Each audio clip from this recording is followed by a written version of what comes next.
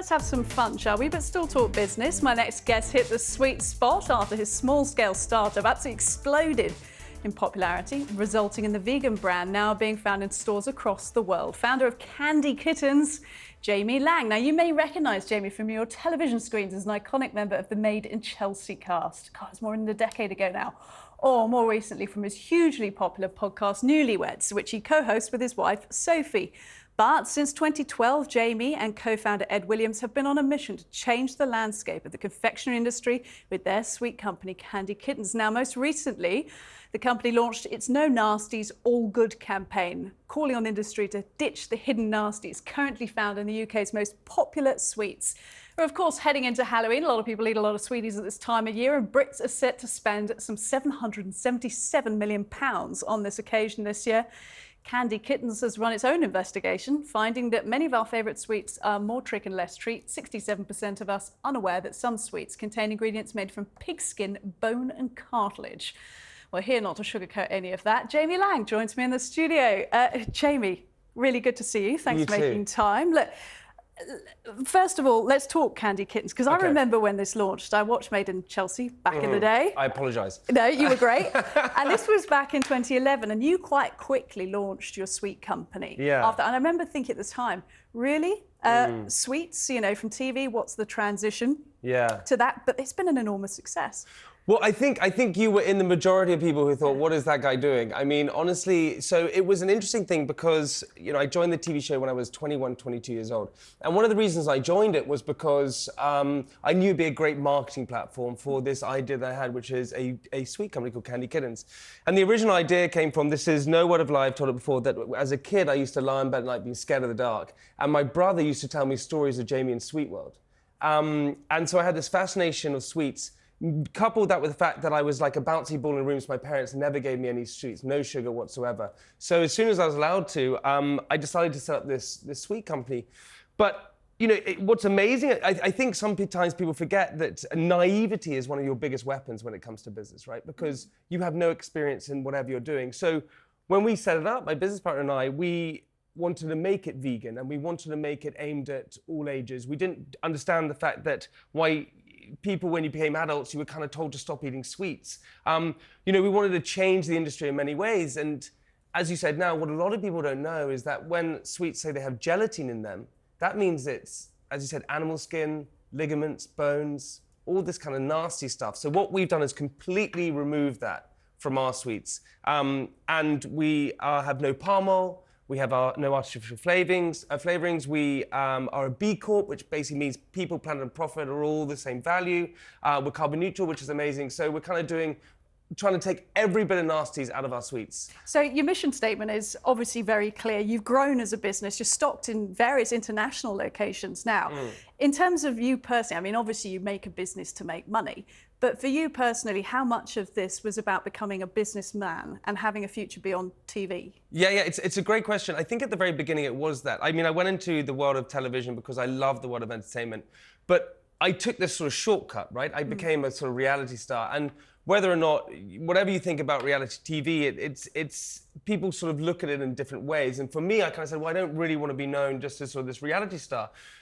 And also, I totally believe I'm unemployable. I really think in many ways I'm unemployable. So, you know, when I was younger, there was this idea of people started speaking about entrepreneurship and being an entrepreneur. And I think for me, it sounded like this fun, exciting term that, wait, hang on, I didn't have to go and work for anybody else. I could do it myself. And so for me, not just having just a career on television, which potentially has no longevity, especially as a reality star, the idea of setting up a business at the same time was just hugely exciting.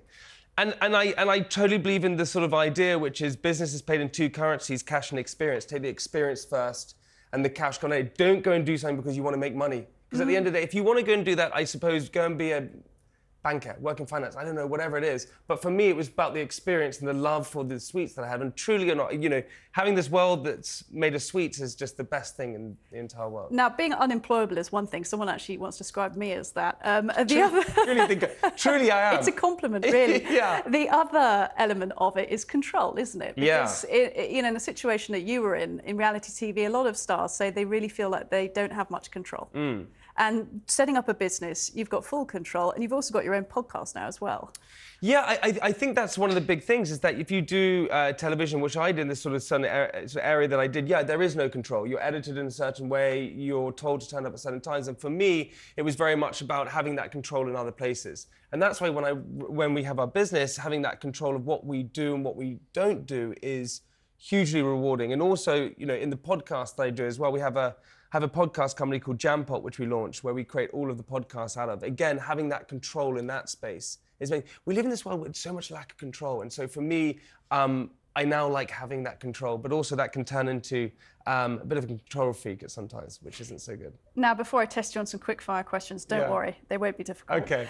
They're all about you. You should be all right. Okay. I would like to know about, in terms of the Jamie Laing, the individual. It's often been levied. Your family originally owned McVitie's biscuits, or developed the digestive biscuit. But I've seen in interviews you've said, well, there was no money from that by the time it got to you. Yeah, it's a really annoying thing. So my great-great-grandfather Alexander Grant helped build McVitie's, and it was amazing. We sold that. Our family sold that in the 80s. So it's a third-generational curse. You know, grandfather makes it, son loses it, then grandson has to rebuild it. And so I get this stigma of being child to millions and billions and all these different things, this heir to this McVitie's fortune.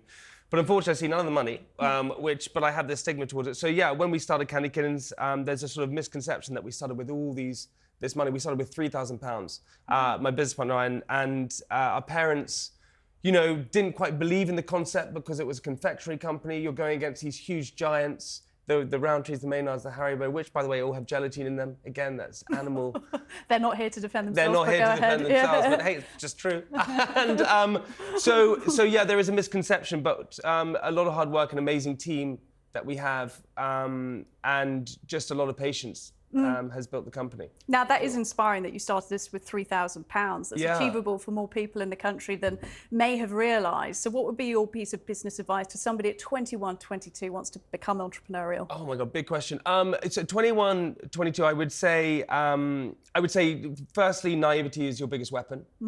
And following logic is, I would say, I got told a great piece of advice once by an amazing person called Rory Sutherland.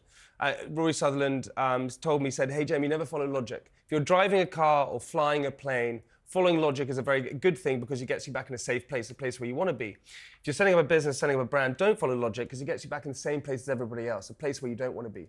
So follow your naivety and don't follow logic. I think that's a great one. Right, we only have time for one more question. I was going to ask. That's it. This is TV. What? This is how quick. No. It's not a podcast. Okay. I was going to ask you about your hardest day in business, but let's go for your best day. What was the biggest, the most satisfying day you've had in business? Well, hardest day is always down to finance. It's always money's auction, unfortunately, and that's a really tricky thing. Best day when we got our first listing in one of the retailers. It was an amazing day because it took so long to get there, and it was just persistency. But it managed to get Candy Kittens. Seeing that in one of our retailers was the best thing. Jamie Laing of Candy Kittens and podcast success now. Thank you so much for joining us. Thank you so much. Thank you.